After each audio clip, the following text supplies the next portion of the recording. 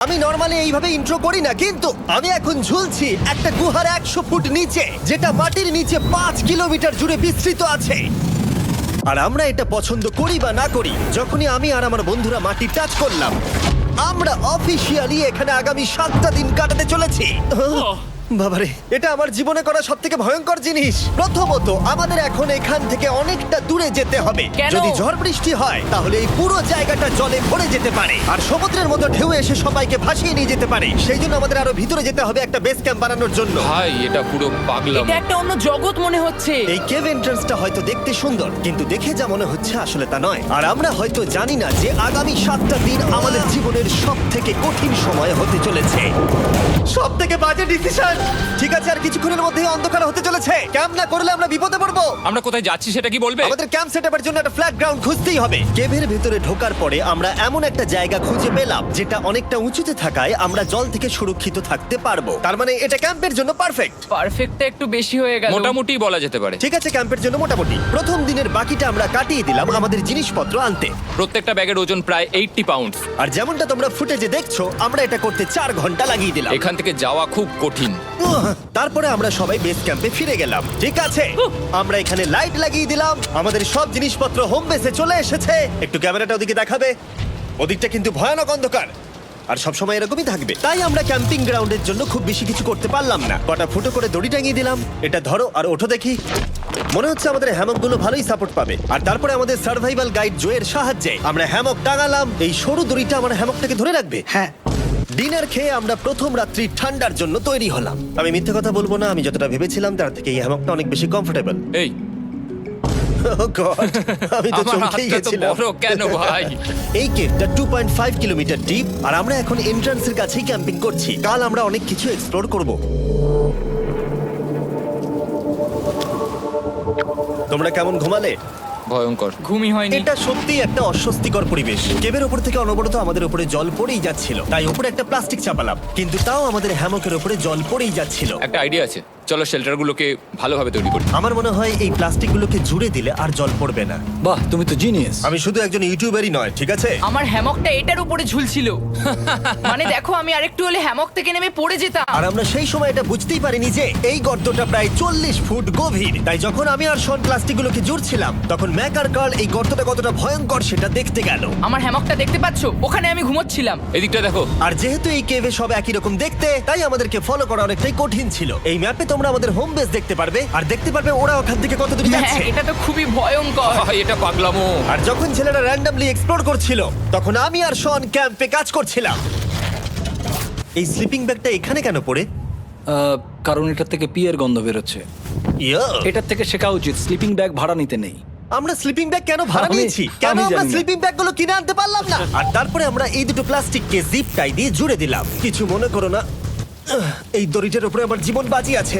আর তখন ওইদিকে ম্যাক আর কার্ল তখন ওই গর্তের মধ্যে। ও মাই গড, ম্যাক! আর শেষ পর্যন্ত ওরা একদম নিচে পৌঁছে গেল। এই! আমি তো ভাবলাম সবাই ক্যাম্প নিয়ে কাজ করবে। আমরা শুধু দেখাচ্ছিলাম জায়গাটা কতটা ভয়ঙ্কর। না পড়লেই হবে, তোমাদের স্কিল নেই। আচ্ছা ঠিক আছে। আর যদিও ওদের এবার ফিরে আসা উচিত ছিল, কিন্তু কাল আর ম্যাক এটা কতটা গভীর সেটা দেখানোর চেষ্টা করলো। ভাই এটা দেখতে দারুণ লাগছে। তুমি কি নদীটাকে পার করতে পারবে? কিন্তু ওরা এটা জানে না যে এই রিভারটা এই কেভের গোটাটাই জুড়ে আছে। তার মানে এর মধ্যেও আমাদের কিছুটা সময় কাটাতে হতেই পারে।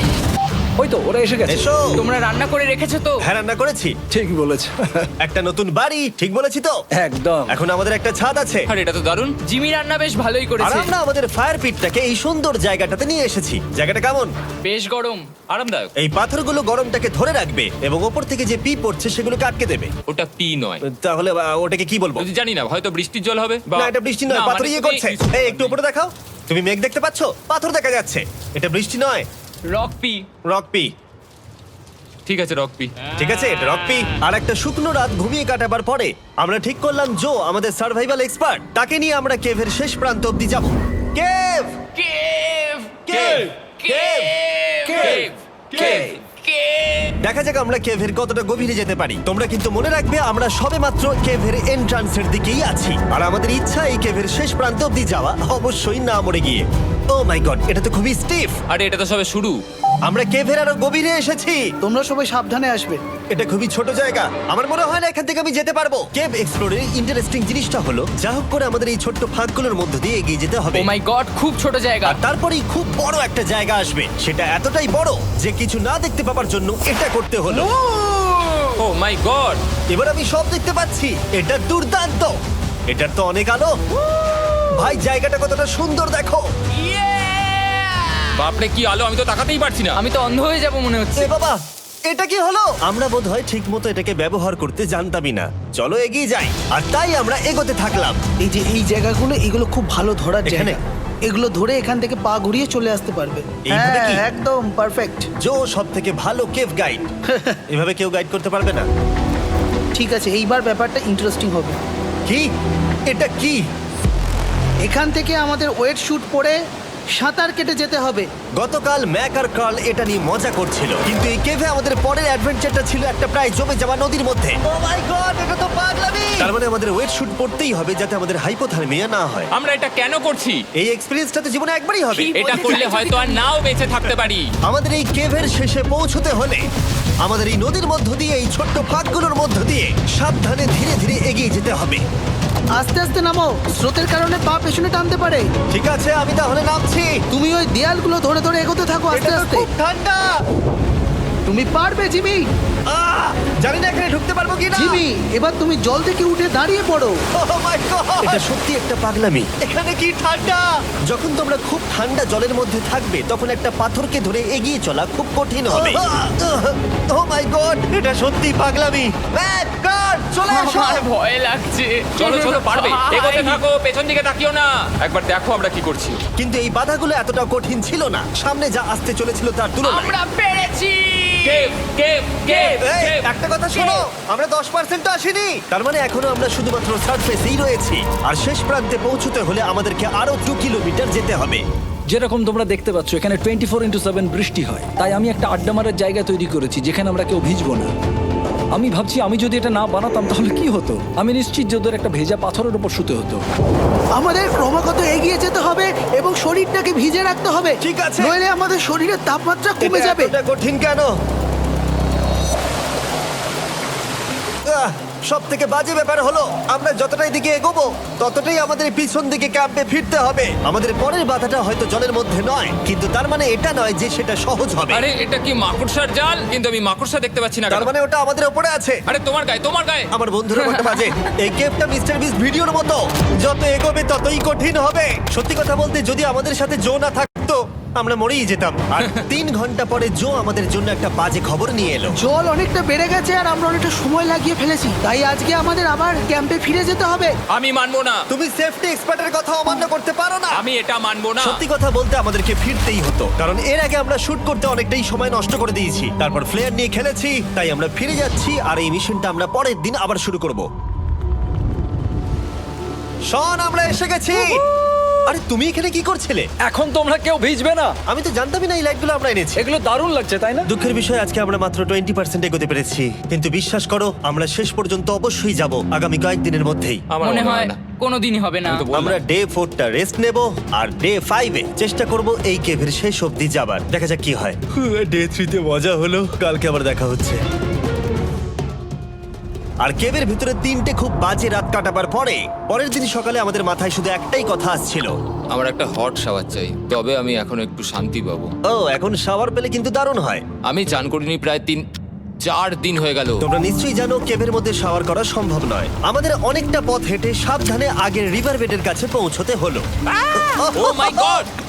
আমি আমার ব্রেনকে ফিল করতে পারছি। আমি এভাবে ব্রেনকে ফিল আমার করিনি। কপালটা জমে গেল পুরো। চলো ড্রোন দিয়ে মাথার চুলগুলো শুকিয়ে নি। এদিকে এসো ড্রোন। ও দাঁড়াও দাঁড়াও দাঁড়াও, এটা কিন্তু কাজ করছে। হ্যাঁ, দারুণ কাজ করছে। ড্রোন থাকতে হেয়ার ড্রায়ারের কি দরকার? আর চুল শুকানোর পর আমরা জোয়ের সাথে জার্নির প্ল্যান করতে বসলাম। এটা কি জো? এটাই কেভের ম্যাপ। আগেরবার আমাদের থামতে হয়েছিল কারণ জল খুব জোরে বইছিল। এখন বৃষ্টি কম হচ্ছে, তাই কালকে আমরা নিশ্চয়ই এই কেভের শেষে পৌঁছে যাব। এটা ভয়ঙ্কর হতে চলেছে। প্রথমে আমাদের কালকে যেখান দিয়ে গেলাম সেখান দিয়ে আগে যেতে হবে। জলের মধ্যে ঝাঁপ দিতে হবে এবং পাথর দেখে হাঁটতে হবে। এগুলো সবকটা আমরা যদি পার করতে পারি তাহলে আমরা গ্লো ওয়ার্ম চেম্বারে পৌঁছে যাব। কেমন দেখতে তুমি সেটা বলো না, আমি তোমাদেরকে সারপ্রাইজ দিতে চাই। তোমার মনে হয় আমরা পারবো? ওইসব বাদ দাও, আমরা ঠিক কালকে পৌঁছে যাবো। কালকের প্ল্যান আমরা চক আউট করে নিয়েছি। আমরা রেস্ট করছি আর ফেস্টিভ্যাল স্মোর্টস খাচ্ছি আমাদের এনার্জি রিগেন করতে। সবাইকে চিয়ার্স। Yippee! জো এই প্রথমবার ফেস্টিভ্যাল ও, স্মোর্টস দারুণ। খাচ্ছে। জো সত্যি কথা বলবে। এটা দারুণ, তাহলে ভালো লাগলো? দারুণ লেগেছে। আমরা এই চকলেটটা আগে কেন বের করে নিই? এটা এমনি চকলেটের থেকে 10 গুণ ভালো খেতে। সত্যি কথা বলতে তোমরা যদি ফেস্টিভ্যালের সাথে স্মোর্টস ট্রাই না করে থাকো তাহলে তোমরা মিস করছো। কালকে আমরা পুরো কেভটা এক্সপ্লোর করব, দেখা হচ্ছে। তাই আমরা ভালো করে ঘুমানোর চেষ্টা করলাম আর কালকের প্রিপারেশন নিলাম কেভের শেষে যাওয়ার জন্য। আমরা আমাদের জীবনের সবথেকে ডেঞ্জারাস জার্নি করতে চলেছি। ডে 3 এর অভিজ্ঞতা মাথায় রেখে আমরা কম শুট করেছি যাতে আমরা সামনের দিকে তাড়াতাড়ি এগোতে পারি। জলটা খুব ঠান্ডা হ্যাঁ, আগের দিনের মতোই খুব ভালো। এই তো আর যাতে আমরা সবাই বেঁচে ফিরতে পারি তাই জো ছাড়াও আরেকজন সার্ভাইভাল এক্সপার্টকে আমরা নিয়ে এসেছিলাম। এখানেই আমরা ডে 3 তে আটকে গেছিলাম। এখন আমরা কি করব? এবারে আমরা অনেক তাড়াতাড়ি এসেছি। আমাদের পিছনে ঘন অন্ধকার, কোথায় যাব? এই রাস্তাটা অনেক সরু এবং হ্যাঁ। স্রোত প্রচুর বেশি, তাই আমরা দেয়ালগুলো ধরে ধরে আস্তে আস্তে এগোবো। এই যে এইভাবে।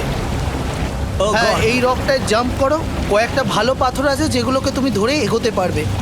আরে এখানটা তো অনেক অন্ধকার। আমি আর পা পাচ্ছি না, আমি এখন মাটিতে আর পাই পাচ্ছি না। যেহেতু আমরা মাটিতে পা পাচ্ছিলাম না, তার মানে যদি আমরা পাথর ছেড়ে দিই তাহলে এই জলের স্রোত আমাদেরকে ভাসিয়ে নিয়ে যেতে পারে। জো, আমরা কি করব? আমি এটা ধরে এসেছি, তুমি এটা ঠিক আছে, ধরো। আমি তো দেখতেও পাচ্ছি না কোথায় যাচ্ছি। জো, স্রোত আমাকে ভাসিয়ে নিয়ে চলে যাচ্ছে। আমি তুমি করবো কি করে? পারবে, পারবে। শুধু মুখটা এখান থেকে ঢুকিয়ে দাও, আমি হেল্প করছি। এখানে আমি ঢুকবো? হ্যাঁ, এই গর্তের মধ্যে। এই তো, খুব ভালো। এটা আমার জীবনের সবথেকে বিপজ্জনক অ্যাডভেঞ্চার। আমরা এখন কেভের অনেক গভীরে চলে এসেছি আর এবার আমাদের সামনে প্রথম বড় বাধা। এখানে জলের একটা ঘূর্ণাবর্ত আছে, যদি তুমি এর মধ্যে পড়ে যাও তাহলে তোমাকে একদম নিচে নিয়ে চলে যাবে। মানে আমরা পড়ে গেলে মরে যেতে পারি। হ্যাঁ, মানে আমরা মৃত্যুর সাথে খেলা করছি। এটা এতটা বিপজ্জনক হতে পারে আমি সত্যিই ভাবিনি। খুব ভালো। এই তো। তাহলে কি আমার পা এখানে হ্যাঁ, রাখবো? রাখো রাখো। ঠিক আছে, এই তো আমি পেরেছি। এটা আমার ভাবনার থেকেও বেশি কঠিন ছিল। এই নদীটা কতটা শক্তিশালী এই গোটা কেভটাকে তৈরি করেছে। কিন্তু মজার ব্যাপার হলো আমরা পাথরের মতো শক্তিশালী নই। আমি শুধুমাত্র মানুষের মতোই শক্তিশালী। সৌভাগ্যবশত কাল এই অ্যাডভেঞ্চারে লিড করেনি, তার বদলে আমরা একজন অ্যাভেঞ্জার জোকে পেয়েছি। ও কতটা এক্সপার্ট তার প্রমাণ হিসেবে বলতে পারি। সে লিটারালি কতটা ওপর থেকে আমাদেরকে নদীতে ঝাঁপ দিয়ে দেখালো। ও মাই গড, এটা পাগলামি। কে বললো এটা পাগলামি? এটা তো আমার কাছে খুবই সহজ। আমি এটা করব। তুমি কোনোভাবেই এটা করতে পারবে না। আরে কি বলছোটা কি তুমি? আমি এক্ষুনি করতে চাই। চলো যাচ্ছি Joe. Godspeed back. Jimmy আমার সাথে যা যা করেছে তার কাছে এটা তো কিছুই নয়। 3, 2, 1।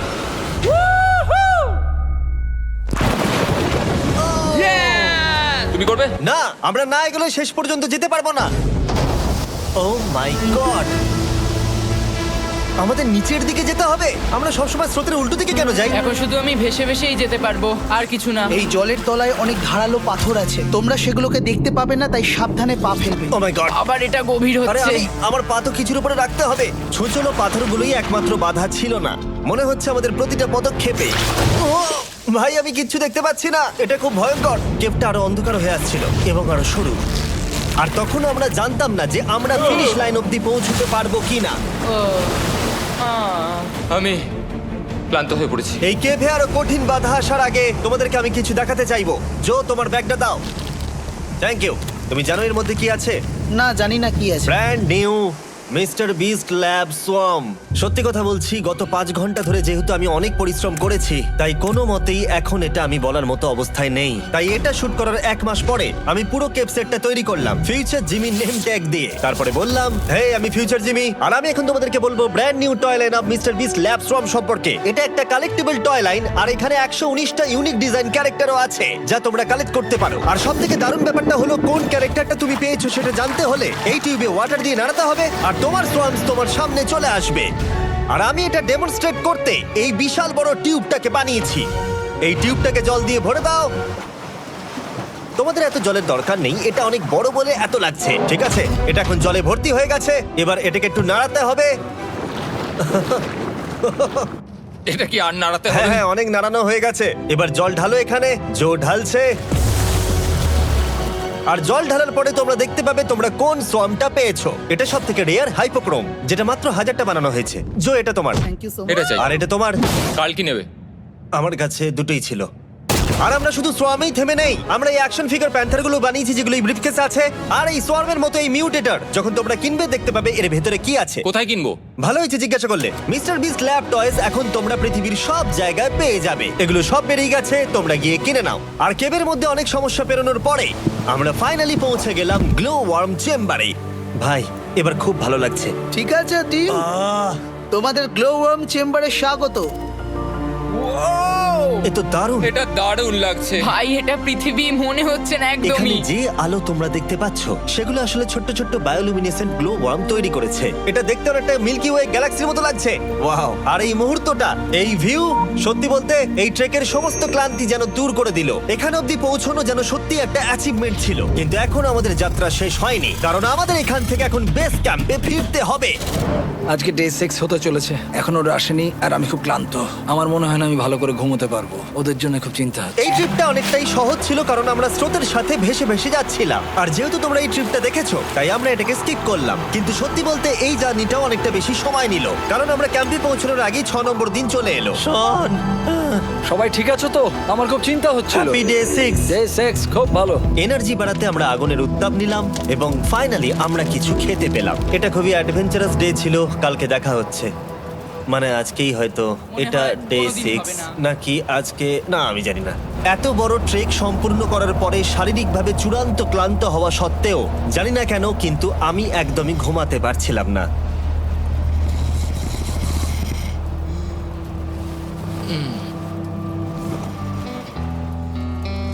আমি 7 দিন সলিটারি কনফাইনমেন্টে কাটিয়েছি, কবরে কাটিয়েছি, 7 দিন রাফটে থেকেছি। কিন্তু সত্যি কথা বলতে এটা সবার থেকে বেশি কঠিন ছিল, কারণ সব সময় ভিজে, ঠান্ডা, প্রত্যেক মুহূর্তে এই পাথরগুলো শরীরে ব্যথা দিচ্ছে।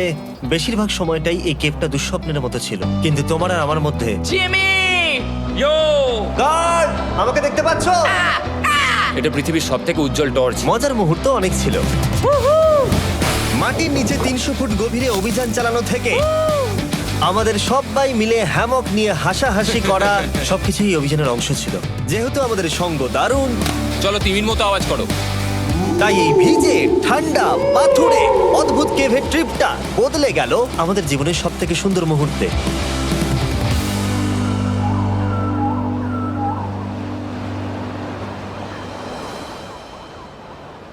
আমরা এখান থেকে যাব না যতক্ষণ না সবকিছু তোলা হচ্ছে। আর আমি সবকিছু বলেছি মানে সবকিছুই। চলো এবার বেরোনো যাক। আর যখন আমরা মাউথ কেভে আবার ফিরে এলাম, ভাই ওপরটা দেখতে দারুণ লাগছে। তখন জয়ের জন্য একটা সারপ্রাইজ ছিল। বেরোনোর আগে জো, আমরা তোমার কাছে কৃতজ্ঞ। তাই এই নাও 50,000 নিউজিল্যান্ড ডলার্স, 10,000 করে প্রত্যেক জনের প্রাণ বাঁচানোর জন্য। Oh my God, thank you so much Jimmy. Thank you Joel. Love you Joel! এবার আমাদের সব কাজ হয়ে গেছে, চলো বেরোনো যাক। 7টা দিন পরে আমরা ফাইনালি এখান থেকে বেরোচ্ছি।